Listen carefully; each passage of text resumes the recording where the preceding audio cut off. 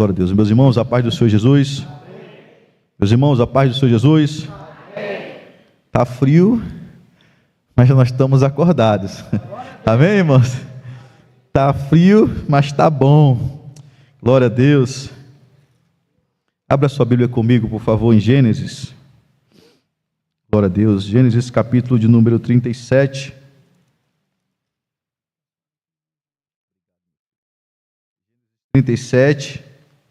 Versículo de número 2.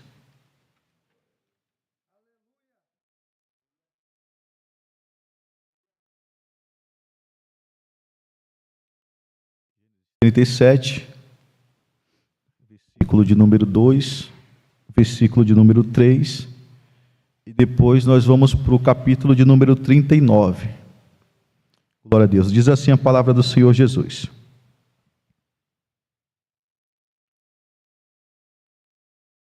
Estas são as gerações de Jacó, sendo José de 17 anos, apacentava as ovelhas com os seus irmãos, e estava este jovem com os filhos de Bila e com os filhos de Zilpa, mulheres de seu pai. José trazia má fama deles a seu pai. E Israel amava a José mais do que a todos os seus filhos, porque era filho da sua velhice, e lhe fez uma túnica de várias cores. Capítulo de número 39, versículo de número 4. Diz assim: José achou graça aos seus olhos, e servia-o, e ele o pôs sobre a sua casa, e entregou em sua mão tudo quanto tinha. Aleluia. Vamos dar um pulinho também no capítulo de número 41, versículo 41 e 42. Diz assim: Disse mais Faraó a José: Vês aqui, te tenho posto sobre toda a terra do Egito. E tirou o Faraó o anel da sua mão, e o pôs na mão de José, e o fez subir, e o fez vestir de vestes de linho fino, e o pôs um colar de ouro no seu pescoço. Amém? Os irmãos podem sentar em nome do Senhor Jesus. Glorificado seja o nome do Senhor. Culto da vitória. Eu creio que Deus já deu vitória para a sua vida, apenas pelo fato de você ter vindo ao culto, já é um sinal de vitória. Mas nós sabemos que algumas vitórias, para que possamos alcançar, é preciso direcionamento, e direcionamento esse que nós encontramos através da palavra de Deus. A palavra de Deus, ela nos dá direção, para que possamos trilhar, mesmo em meio a caminhos ermos que a vida nos proporciona, para que nós possamos trilhar com prudência e equilíbrio, para que possamos vencer as etapas da vida. Observe que a palavra de Deus, ela sempre vai ser o nosso manual de sobrevivência. A mesma maneira que um condutor, quando não conhece o caminho, ou quando ele quer encontrar o melhor caminho, ele utiliza o GPS, assim nós que estamos em Deus, procuraremos sempre a palavra de Deus para ser a nossa direção. Então, por isso que nós precisamos sempre nos ater à palavra de Deus. Pastor, mas por que é tão difícil eu entender a palavra de Deus? Porque a palavra de Deus, ela se lê com entendimento e se interpreta ou se sente ela com o coração. Ou seja, nós conseguimos ter um entendimento ao mesmo tempo na prática. Então, por isso que às vezes é difícil eu entender a palavra de Deus, porque eu preciso entender e eu preciso sentir a palavra de Deus. Quando eu pratico a palavra de Deus sem sentimento, é como se fosse apenas um livro de história. Por isso que nós vamos começar aqui o mês que vem a faculdade teológica, e isso é de suma importância para a gente. Existe uma matéria da teologia chamada hermenêutica, que é a maneira de você interpretar a Bíblia, da maneira que ela verdadeiramente é, porque existe aqueles que se interpretam por seu bel prazer. Talvez você não saiba, mas quando você estiver fazendo teologia, você vai entender que a teologia que nós estaremos fazendo é a teologia cristã.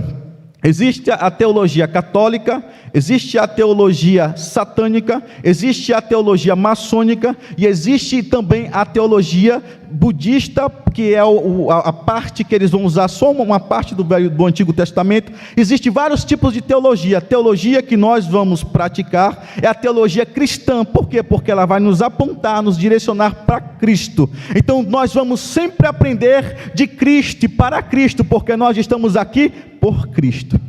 Amém? Bom, irmãos, dito isso, eu não vou ficar aqui enrolando, porque não é aula teológica, até porque, né, pastor Carlos, não é aula teológica, e sim um culto da vitória.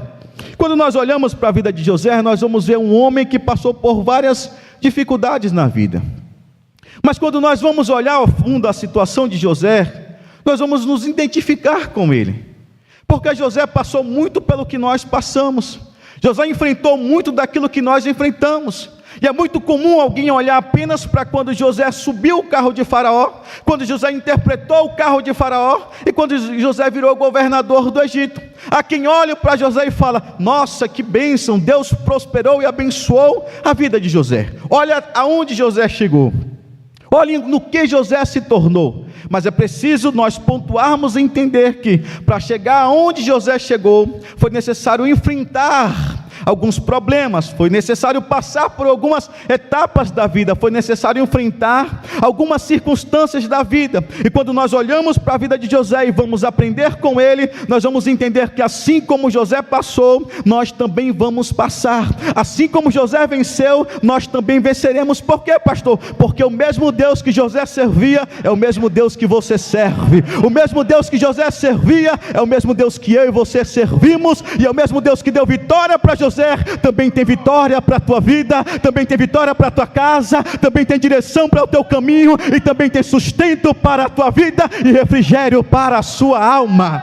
Aleluias!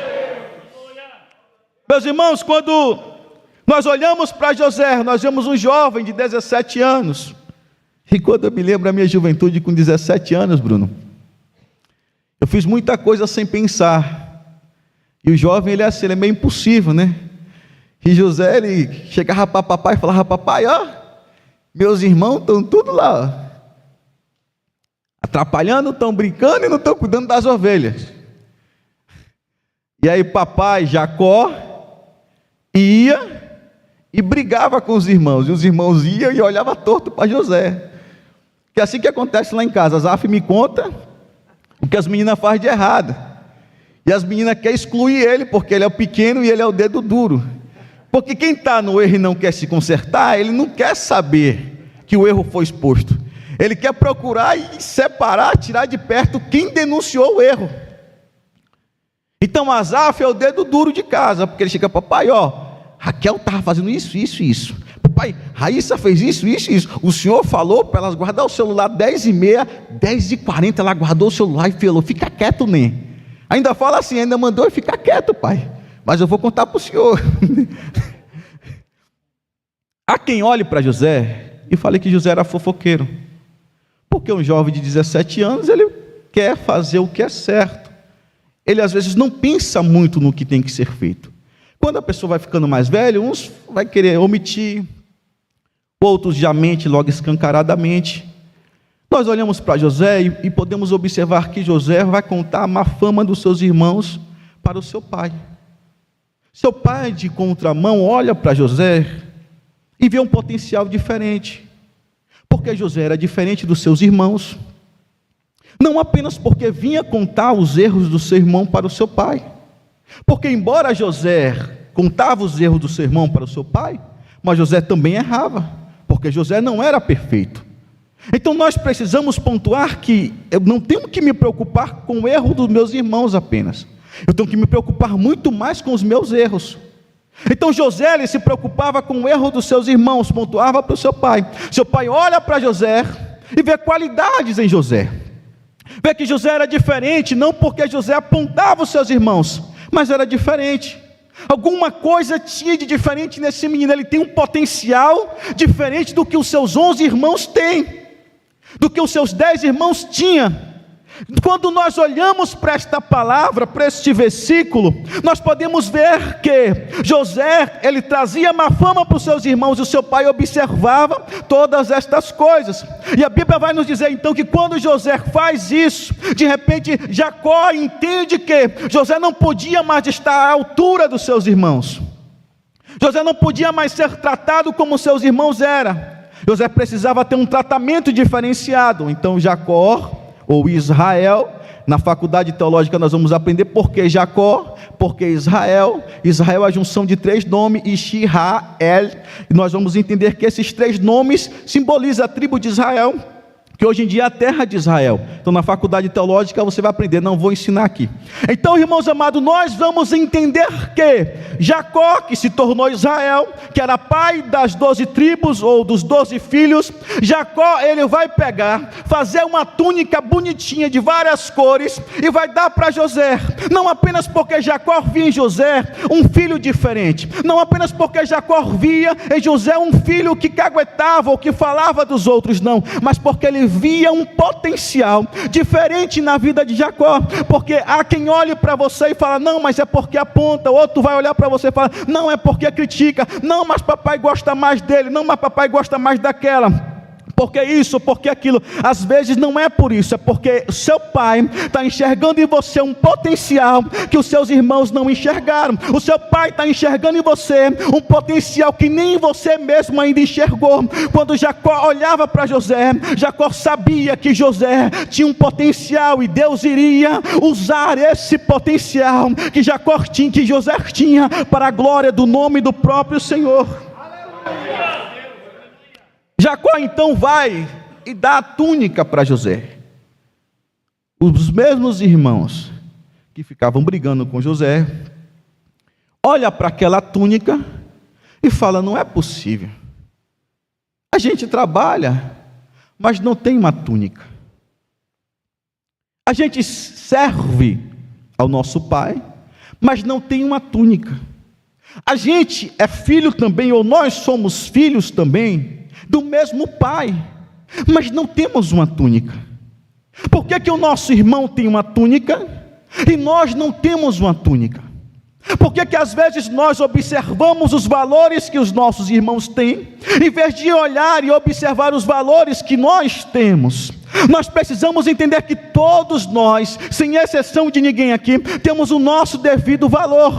O problema é que às vezes nós não olhamos o valor que nós temos, ou na verdade nós não somos aquilo que verdadeiramente nós deveríamos ser. Quem eu deveria ser, pastor? Quem verdadeiramente você é. Quando Deus olhou do céu para mim, para você, Ele não viu o pastor Mazinho, Ele não viu um homem de terno e gravata, Ele viu um maconheiro, um cheirador de farinha. Ele viu lá largado no lamaçal do pecado. Ele olhou e falou bem assim, para muitos você é o que aparentemente você está sendo, mas para mim você não é isso. Para mim você é um pregador da minha palavra. Quando Deus olhou para você, Ele não viu você prostrado, não viu você caído, não viu você frustrado. Deus olhou para você e viu você quem verdadeiramente é, mas com o potencial que Ele colocou e determinou sobre a sua vida. Você é servo, você é serva, você tem galardão, você tem estrutura suficiente para que o Espírito Santo de Deus possa usar poderosamente a sua vida. Aleluias. Então há quem olhe para José como os irmãos dele olhou e ficou, por que José tem e por que eu não tenho? Em uma outra mensagem que eu ministrei aqui sobre a vida de José, eu falei que os irmãos de José sabiam ou tinham o dom da interpretação, mas eles não usavam. Quando nós olhamos para a vida de José, nós vamos ver que José sonhava, falava, vem cá, chamava os irmãos, vem aqui. Quando José contava os sonhos, os irmãos dele interpretavam. Espera aí, você vai reinar sobre nós? Não, mas eu sonhei aqui que eu estava aqui parado, de repente vinham os molhos de trigo e se rodavam em volta do meu molho de trigo, de repente eles se curvavam o meu. Aí José vai, conta outro sonho, não, de repente eu olhei e eu era uma estrela, estava ali várias estrelas ao redor, e o sol e a lua também se prostravam. Os irmãos dele vão e interpretam: mas quer dizer que nós vamos estar do seu lado? Papai e mamãe vai se prostrar também diante de você?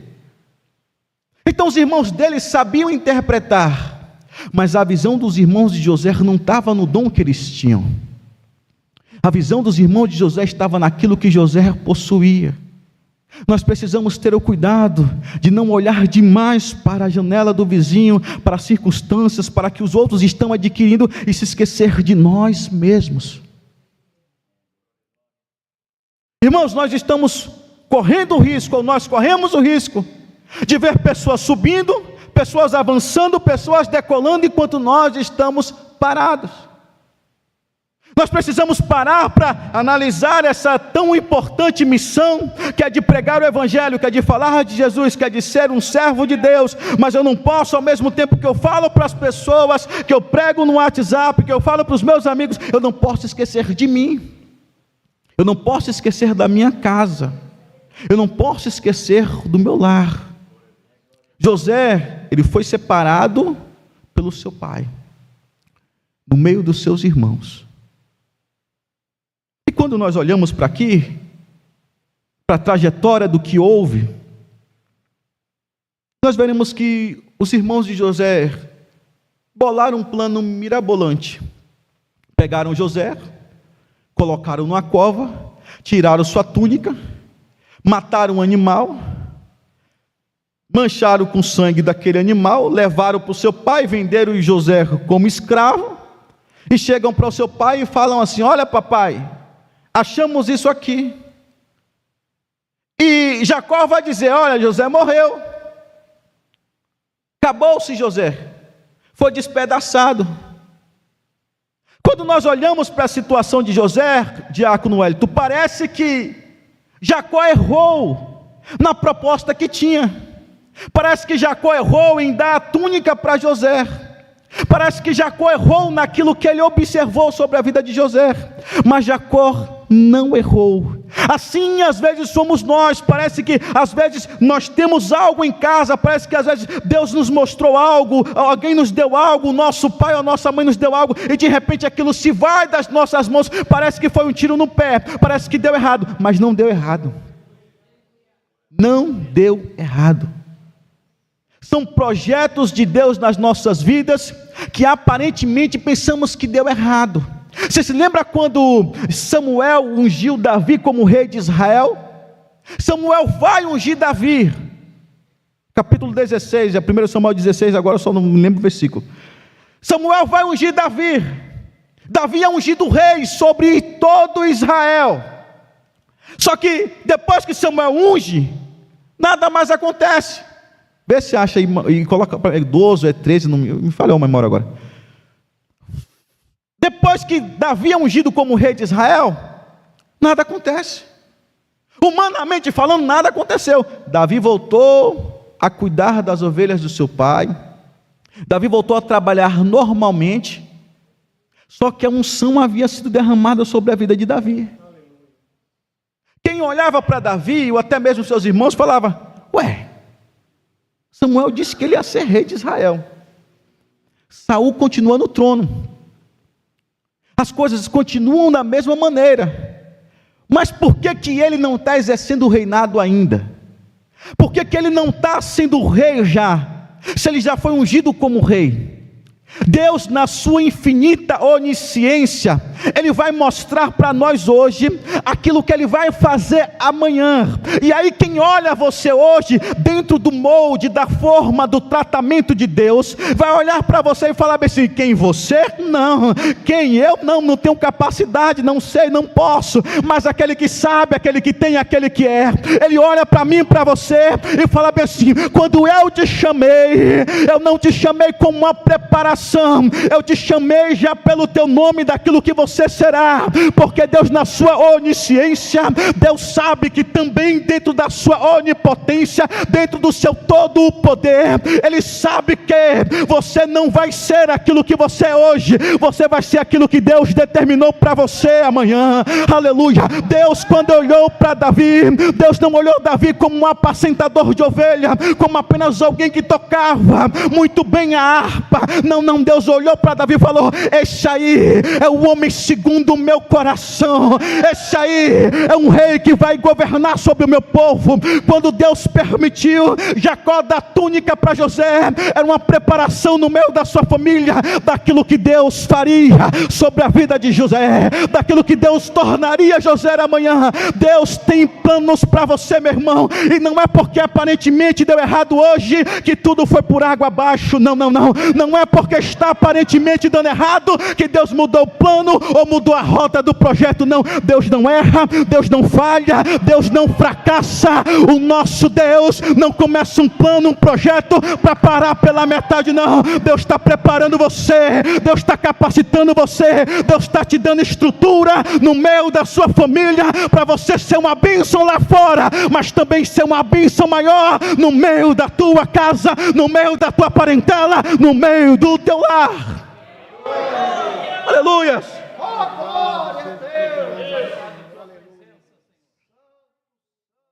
Meus irmãos, quando nós olhamos para a vida de José, nós vamos ver que aparentemente morreria ali. Acabou. Jogamos José no poço, não tem mais fofoqueiro, agora está tudo em casa, estamos tudo junto. Só que às vezes o fofoqueiro na família, o dedo duro na família, ele faz com que os errados parem para analisar os seus erros, mesmo não querendo. Por isso que eu particularmente, eu prefiro quando alguém me critica, quando alguém fala mal de mim, quando alguém me chama a atenção. Essa semana eu tomei uma lapada domingo, não foi, pastor Luiz? Eu gosto, irmão. Acabou o culto domingo, e por isso que é bom você estar no espírito. O culto acabou assim, né? Entre aspas, terminou aqui a liturgia do culto.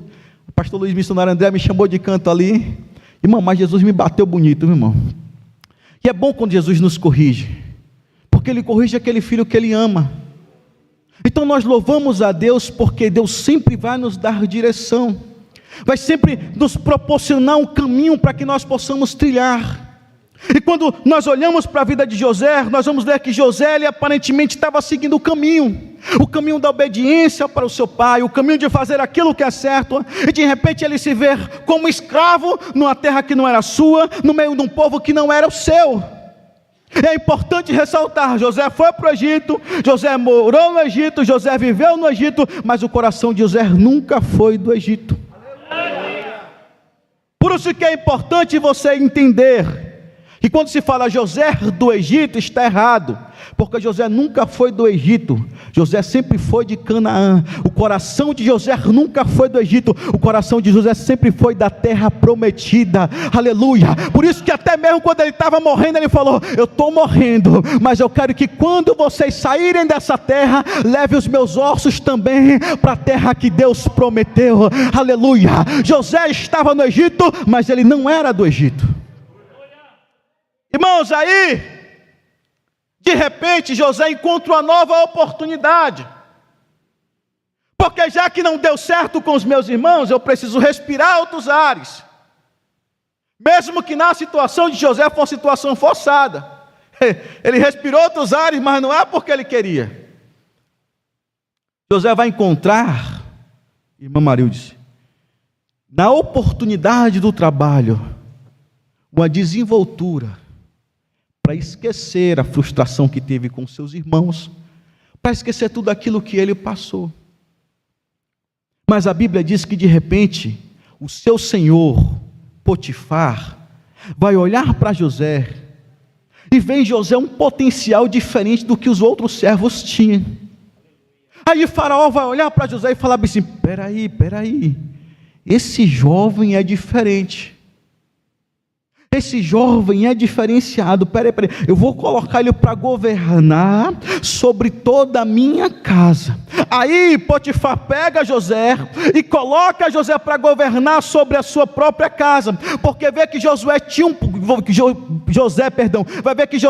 potencial, não somente de um bom servo, mas também de um bom líder. Ele vai colocar José para que pudesse administrar toda a sua casa, e a Bíblia vai ressaltar que a administração da casa nunca foi tão boa quanto era na época de José. Aí nós vamos ver que de repente José olha para essa situação e fala: pronto, é o que eu precisava viver outros ares, precisava agora sair daquela frustração que eu passei com minha família, e preciso agora viver outra coisa. E agora parece que o barco vai andar, parece que tudo vai dar certo, porque eu estou indo bem aqui, estou tendo reconhecimento no meu trabalho, o meu patrão está me reconhecendo, já ganhei até uma promoção, está tudo bom demais. Só que tem um versículo que me chama a atenção, que diz que Deus fez, por intermédio de José, com que a casa de Faraó fosse próspera, fosse abençoado. Então, o potencial que José tinha não era capaz de fazer com que a casa de Potifar fosse próspera. O potencial que José tinha não era capaz de fazer a casa de Potifar avançar, mas quando o potencial de José é vinculado com a grandeza e a misericórdia de Deus, aí as coisas começaram a tomar sentido. Ou seja, talvez você não entendeu, tem muita gente que tem a mesma sabedoria que você, tem muita gente que tem a mesma capacidade que você, mas porque não faz o que você faz? Porque você tem a direção de Deus, porque você tem a mão de Deus ao teu favor. Por isso que aonde você vai, Deus abençoa. O que você faz prospera. É porque você é bom? É porque você é boa no que faz? Não, isso não é suficiente. É porque a mão de Deus está sobre a sua vida. Porque naquilo que você é bom, tem pessoas que são melhores, mas naquilo que o nosso Deus é bom, não existe ninguém melhor do que Deus, porque Ele é bom em todas as coisas. Então por isso que se você decidir levar Deus para o teu trabalho, você também será bem sucedido no meio do teu trabalho. José, irmãos amados, vai ser próspero, e vai prosperar a casa de Potifar, porque Deus era com ele. Então o segredo do teu sucesso, do meu sucesso, da nossa vitória, não está no intelecto que eu tenho, não está na sabedoria que eu adquiri, está na mão de Deus, que tem nos feito prosperar. José vai observar e ver que foi a mão de Deus que fez ele avançar até onde ele avançou. Só que aqui vem um alerta. Nosso maior sinal de perigo não é quando as coisas aparentemente estão dando errado. Nosso maior perigo não é quando os irmãos estão discordando da gente de alguma coisa, não é quando a gente foi levado para o poço, não é quando a gente está sendo escravo, não. O maior perigo que você vai enfrentar é quando tudo começa a ter sentido e dar certo na sua vida. Irmão, eu vi de uma vida miserável, pobre. Lá em casa nem rato tinha, porque os ratos correram para não passar fome com a gente. É noite, né? Era mais velho que eu, coitado, tinha que trabalhar para levar comida para casa. Que saudade daquele tempo, viu? Por quê, irmão? Era difícil. A gente sabe o quanto era difícil. Eu costumo dizer que o sinal que a gente mais vê, né, Tina? O sinal que a gente mais, a época que a gente mais viu o sinal da cruz, era em casa, quando a gente era pequeno. Por quê? Porque era uma cruz que fazia no ovo, fritava um ovo só para 4 e rachava-se no meio. Fazia uma cruz, um pedaço para cada. Aí você olhava para o sinal da cruz, pegava um pedaço, outro pegava outro pedaço, acabou que tinha só o óleo lá, a gente chama na Bahia, a gente chama de graxa o óleo que fica, né? Aí brigava para ver quem jogava farinha para raspar aquilo ali, para ficar melhor a comida. Era difícil. Quando Deus me deu a oportunidade de desfrutar dias melhores, eu falei, poxa, peraí, eu preciso aproveitar agora a oportunidade que Deus tem me dado. Eu preciso aproveitar agora o momento. E são nesses momentos que nós costumamos baixar a guarda. Porque enquanto está tudo difícil, a gente está orando para Deus prosperar, para Deus fazer, para Deus abrir as portas, para Deus dar a direção. Mas quando tudo começa a dar sentido, se a conta apertar eu pago, se o cartão não der eu tenho dinheiro, se a conta não fechar aqui eu vou lá e pago. Eu começo a ver possibilidades humanas para resolver as coisas, e vou esquecendo do Deus que esteve comigo na dificuldade, vou esquecendo do Deus que esteve comigo na adversidade, vou esquecendo do Deus que me susteve na dificuldade, mas sempre esteve comigo. Irmãos, quando as coisas começam a ganhar sentido, nós precisamos dobrar a nossa oração, dobrar o nosso jejum e principalmente dobrar a nossa prudência. Aleluia! Porque sua oração não é suficiente. Tem muita gente que ora 10, 8 horas por dia e vive tropeçando, porque ora, mas não tem prudência. Então nós precisamos tanto ser prudentes, quanto ser pessoas de oração.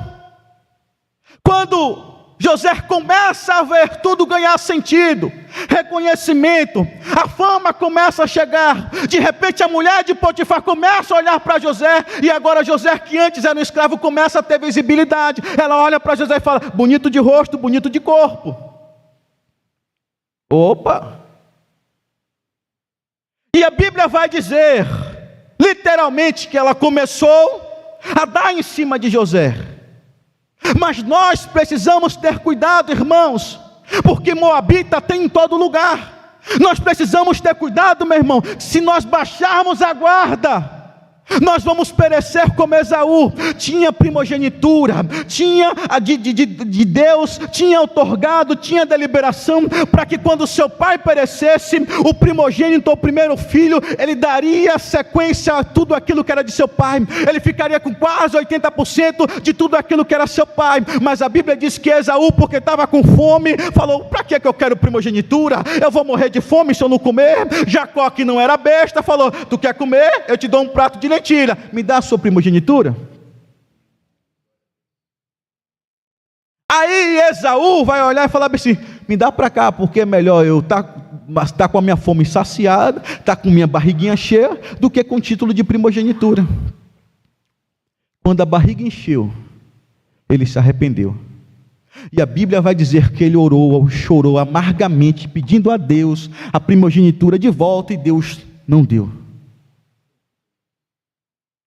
Nós não podemos negociar os valores que Deus nos confiou.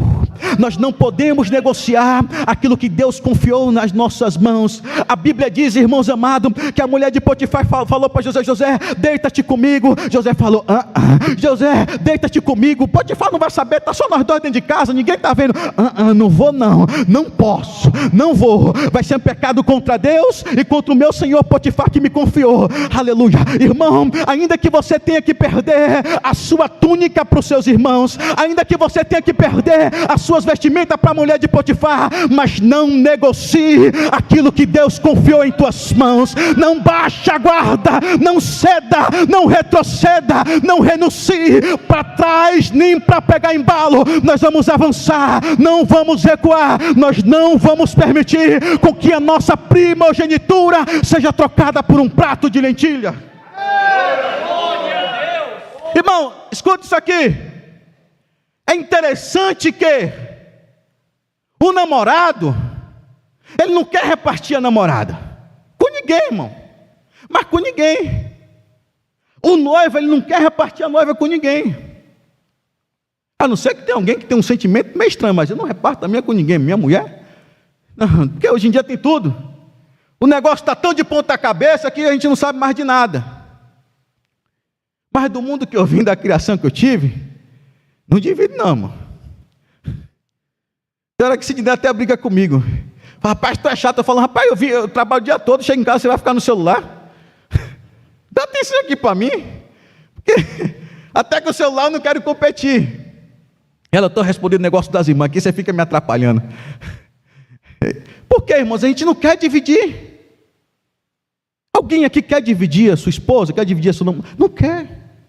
E por que nós queremos dividir Deus com o pecado? Por que às vezes a gente quer dividir Deus com o mundo? Por que às vezes a gente quer dividir Deus com a carne? Nós não damos para Ele 100% do nosso louvor, da nossa adoração. Nós não queremos dar para Deus quem verdadeiramente nós somos. Deus não negocia princípios. Ou nós vamos nos entregar para Ele, fugir da aparência do mal, ou não adianta nada para Deus, meio termo não vale, meu irmão, minha irmã. Nós temos que nos entregar de coração verdadeiro para Deus.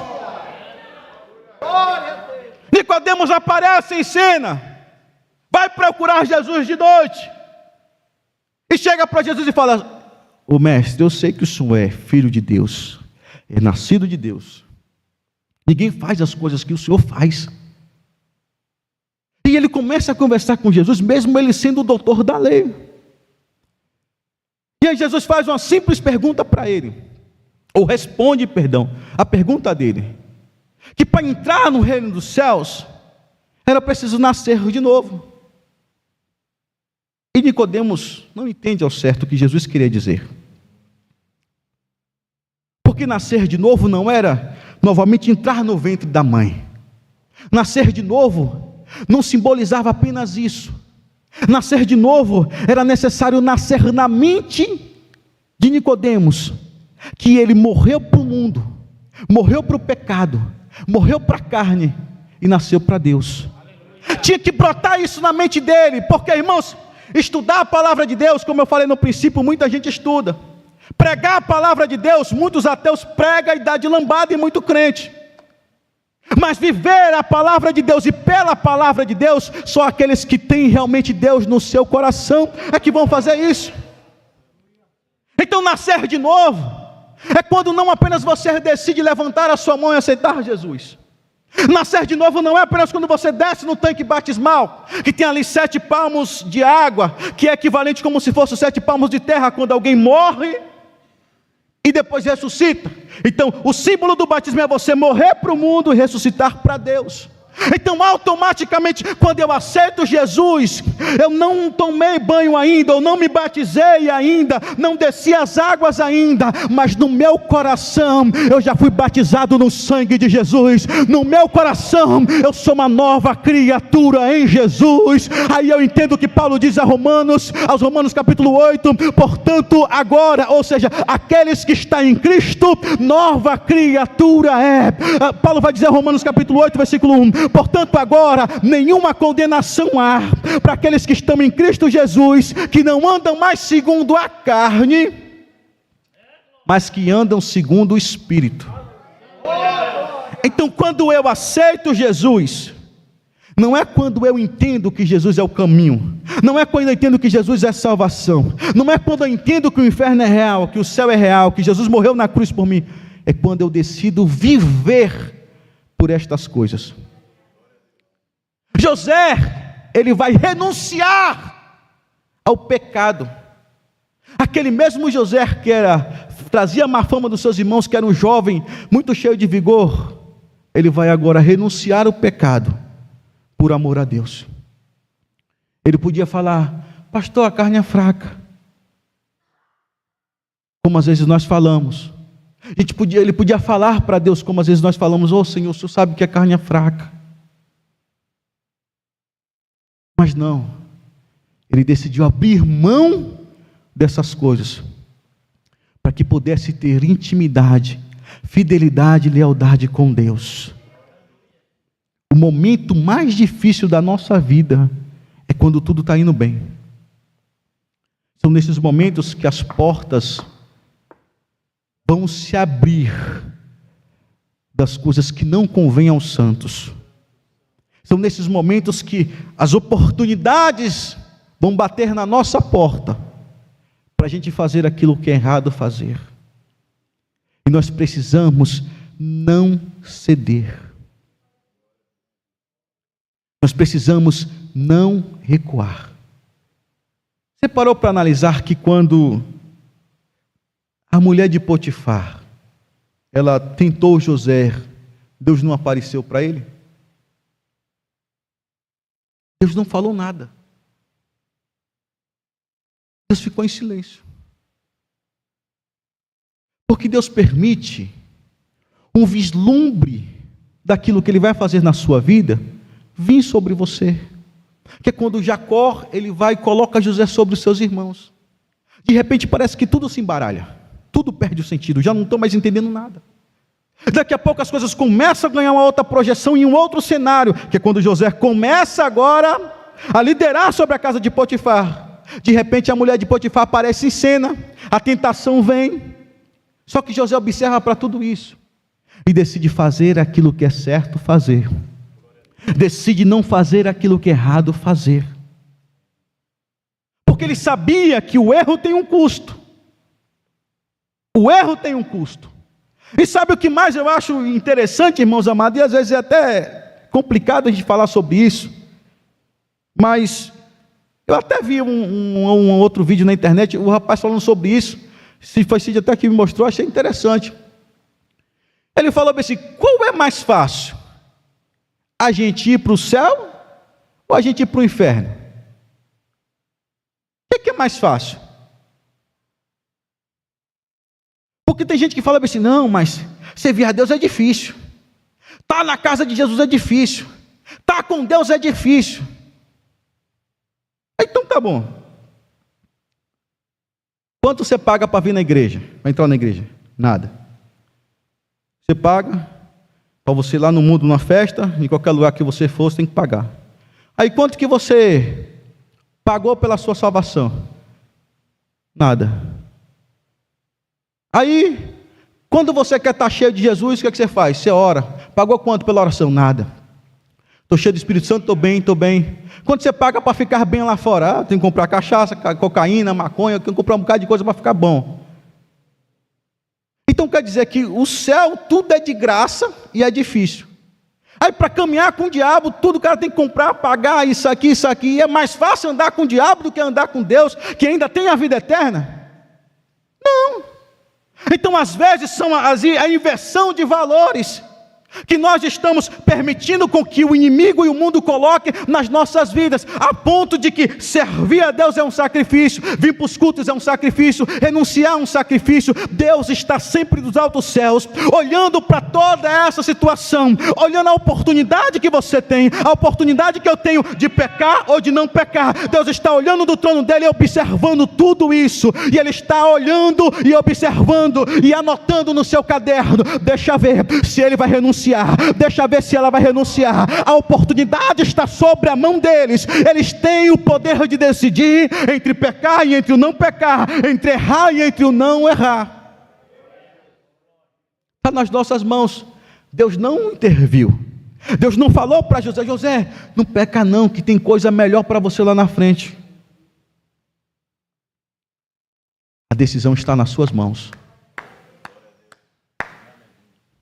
Deuteronômio 28, escolha o bem para que viva. Gênesis capítulo 4, versículo 7, Deus fala para Caim, antes de matar o seu irmão. A parte C do versículo ali, ó, o pecado jaz à sua porta, e para ti será o teu desejo, ou seja, o desejo dele é para ele mesmo, só que sobre o desejo dele, ele dominaria. Então, irmãos, às vezes, algo que você vai desejar, vai ser bom aos seus olhos, mas vai ser ruim para a sua intimidade com Deus. Então tem coisas que nós vamos desejar sim, mas nós não podemos ceder. Deus vai falar para Caim antes de matar o seu irmão: meu filho, você vai dominar sobre o seu desejo. Não cede. Não faça isso. Ele não deu ouvido, matou o seu próprio irmão. E aí nós podemos ver, irmãos amados, o caminho aqui para encerrar, que José vai olhar para isso no momento melhor da sua vida. Aí eu te pergunto, qual que foi a recompensa de José pela renúncia à mulher de Potifar? Cadeia, peia, como diz na Bahia. Peia, tomou uma surra, jogaram na prisão, mas não fiz nada, mas está pagando como se tivesse feito. Porque a artimanha do diabo, ela é assim, ela quer de um jeito ou de outro prender você. E quando o inimigo não consegue prender você, Ele vai tentar sufocar você como se você estivesse preso. Ele vai tentar aprisionar você como se você estivesse preso. Como se você tivesse errado, você vai pagar a sentença do erro que não cometeu. A Bíblia nos diz então que José vai preso. E de repente, quando José está na cadeia, nós vamos ver que surge mais uma oportunidade. Interpretar o sonho de Faraó. E aí a Bíblia diz que Faraó tem um sonho. Faraó tem um sonho. E ninguém consegue explicar o sonho de Faraó. Aí eu imagino Faraó, se intitulado como Deus. Ele fala: como que eu sonhei uma coisa que eu não interpreto? Aí chama os grandes sábios do Egito para interpretar o sonho dele. Ninguém sabe explicar. Sei não, Faraó. Eu acho que esse sonho do senhor foi sonho de barriga cheia, porque ninguém sabe o que significa isso. Aí chama o preso, que estava preso, mas que não fez nada para ser preso. Chama o detento. Mas como que pode ser? Chamar alguém que está preso para interpretar o sonho da maior potência do mundo na época, como é que pode ser? Tem tanto intelectual, tanto doutor por aí, vai chamar um preso para interpretar meu sonho. E de onde é que ele é? Ele é de lá de Canaã. Eu não suporto os cananeus. O que é que ele faz? É pastor de ovelha. Eu não suporto pastor de ovelha. E o sonho fica remoendo o coração de Faraó, remoendo o coração de Faraó. Faraó fala: manda chamar José aqui. E a Bíblia diz que quando ele chama José, José vem e fala: olha, meu rei, meu senhor, o seu sonho não são dois, são apenas um. Deus vai fazer através da sua vida com que todo o Egito seja mantido durante 7 anos de grande fartura e depois durante 7 anos de grande miséria. Aí o rei olha para José assim e fala: quem há sábio como você? Porque nem todo o Egito descobriu-se alguém sábio como você. O que Deus queria que Faraó, que Potifar, que os irmãos de José entendessem, é que quando se existe alguém debaixo da promessa de Deus, quando se existe alguém que um dia foi chamado e escolhido por Deus, e essa pessoa não abre mão dos seus princípios, não negocia o propósito de Deus na vida dela, Deus vai mostrar que lá na frente, novamente vão se cruzar os caminhos. Os irmãos de José que tentou matar, a mulher de Faraó que tentou matar, a mulher de Faraó que tentou trair, Faraó que lançou na prisão, Faraó que não suportava os cananeus, todo mundo teve que entender que acima da capacidade de José, tinha um Deus que direcionava a vida de José por onde ele andava. Acima da tua vida, existe Deus guardando os teus caminhos. Acima de você, existe Deus direcionando todas as coisas. E o que eu preciso fazer? Não entregue aquilo que Deus confiou nas suas mãos. Coisas que tem que ser inegociável na sua vida, meu irmão. É sem conversa, não tem jeito, não vai. Eu olho para a palavra de Deus e vejo alguém que pegou no troféu, e quando foi pegar para levantar, ele deixou o troféu cair. A Bíblia diz que Saul foi consagrado como capitão do povo de Deus. E Saul ficou ali. Só que no momento de prosperidade do povo, no momento que as coisas começaram a alavancar, de repente Saul quis dar uma de sacerdote e fez aquilo que não lhe caberia fazer, fez o sacrifício. E a Bíblia diz que por conta daquilo, Deus tirou o reinado da vida de Saul. Deus estava dando o reinado na vida de Saul, e de repente Deus fala: Samuel, fala para ele. Ele abriu mão de um reinado. Ele abriu mão daquilo que eu tinha para ele. Não abra mão daquilo que Deus tem para a tua vida, meu irmão. Por mais que pareça que o seu trabalho é melhor, por mais que pareça que no seu trabalho você está lucrando, você está prosperando, de nada vale a sua prosperidade sem Deus. Eu sempre costumo recitar Salmo de número 127, se o Senhor não edificar a casa, em vão trabalhos que nela a edificam. Se o Senhor não guardar a casa, em vão vigia o sentinela. Irmão, de nada vai valer você trabalhar, você implorar, você ir, você voltar, se a mão de Deus não guardar a tua vida, se Deus não te dar saúde, se Deus não te dar vida, não tem conversa, irmãos. Não adianta. Não adianta. José perdeu a patente que tinha com o seu pai pela distância. José perdeu a patente que tinha na casa de Potifar, mas não perdeu a confiança que Deus tinha nele, nem a confiança que ele tinha em Deus. Às vezes estamos na nossa cabeça, Deus está comigo, Deus está comigo. A gente guarda aquele versículo que diz assim, foi a misericórdia do Senhor que eu não fui consumido ainda. Mas nós precisamos entender que eu tenho que estar com Deus. Não adianta só Deus estar comigo, eu preciso estar com Deus também. Então, uma coisa que nós vamos observar na vida de José é que ele sempre esteve com Deus. E aí, para encerrar, e agora eu não vou falar mais. Chega, pastor, para aqui. Fechei e guardei tudo já. O baiano fala papagaio, tagarela. O que nós olhamos aqui para a vida de José? Nós vamos ver um homem que adquiriu com o passar do tempo experiências que o tornaria apto para ser um governador do Egito. Os altos e baixos que você passa na vida não é aleatório. As lutas que você enfrenta não é aleatório. Não é simplesmente por um acaso. É Deus te observando para ver como vai ser o seu enfrentamento diante das lutas e problemas que vêm. Porque uma coisa você pode ter certeza, irmãos: quanto maior a altura que você estiver voando, maior vai ser o vento soprando contra você. Quanto maior for, quanto mais você entrar para dentro da correnteza do rio, mais forte ela vai ser.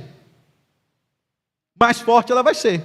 Então não pense você, meu Deus, se amanhã o Senhor me abençoar, e eu for rico, eu vou comprar aquela igreja, vou chamar os irmãos, e vai ser bênção, vou doar ali para o ministério, porque não vai me fazer falta. Amém, a gente ora a Deus para que isso aconteça.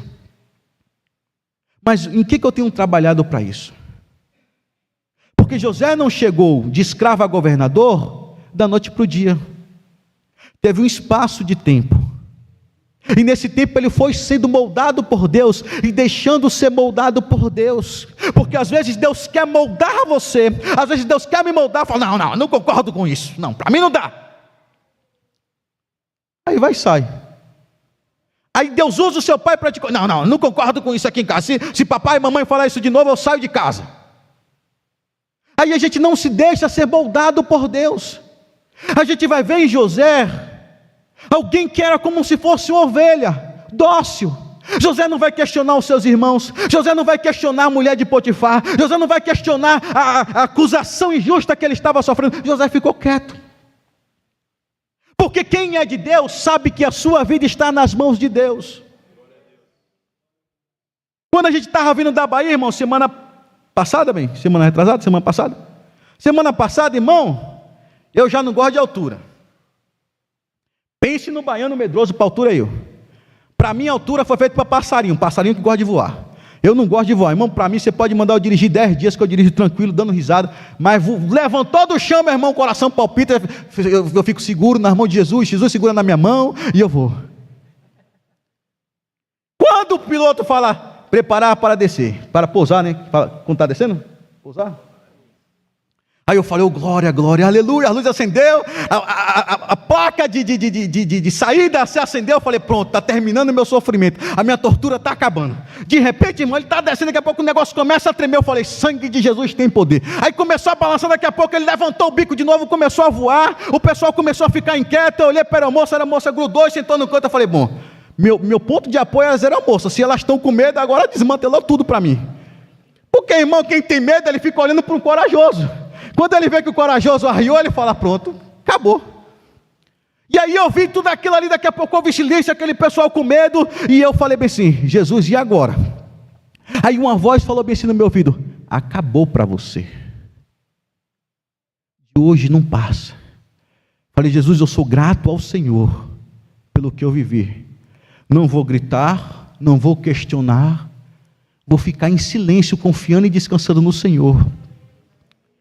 Porque o meu grito não vai consertar, meu grito não vai resolver nada, de nada vai adiantar, irmão. Aquela gritaria, aquela loucura não vai resolver nada. Nunca vi dizer que grito equilibrou o avião, nunca vi dizer. Então vou ficar na minha. De repente o Senhor falou comigo: ei, você não vai morrer não. Tempos difíceis estão chegando para você sofrer com o meu povo está precisando, não vai morrer agora não. Eu falei: Jesus, não vou morrer não, então não vai cair nada de avião. Era o que eu precisava ouvir do Senhor, não vai cair nada. Irmão, meu coração ficou em paz. Quando desceu, eu falei para Cid, Cid, eu fiquei tão em paz no momento que eu achei que o avião ia cair, o piloto quietou, tudo cessou. Ela falou: amor, também fiquei meio assim, mas depois eu descansei no Senhor. Eu falei: pronto, meu bem. Aí ela falou: se o avião fosse cair, eu ia pegar na tua mão e a gente ia morrer junto. Eu falei: mas já que a gente não vai morrer junto na queda do avião, vamos caminhando junto para a glória do Senhor Jesus.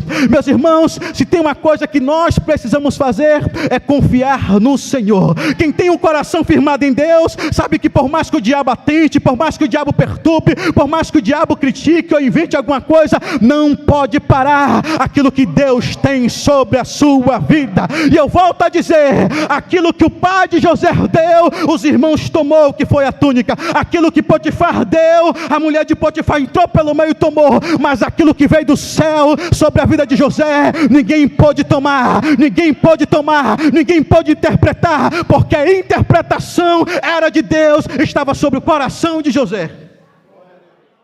Agora eu encerro de verdade. Por que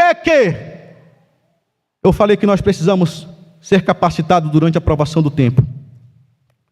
Porque a maior dificuldade de José foi enfrentar a oposição do Egito. Uma analogia minha: você já pensou alguém de fora chegar dentro de um país que ele não é aceito, vai ser governador, que é o segundo homem, só perdia para Faraó, começa a mandar em todo mundo, a cúpula não vai querer obedecer. Aí você imagine, 7 anos de fartura, faz isso, faz aquilo outro. Aí de repente alguém chega para José e fala: e se os 7 anos de fome não vier?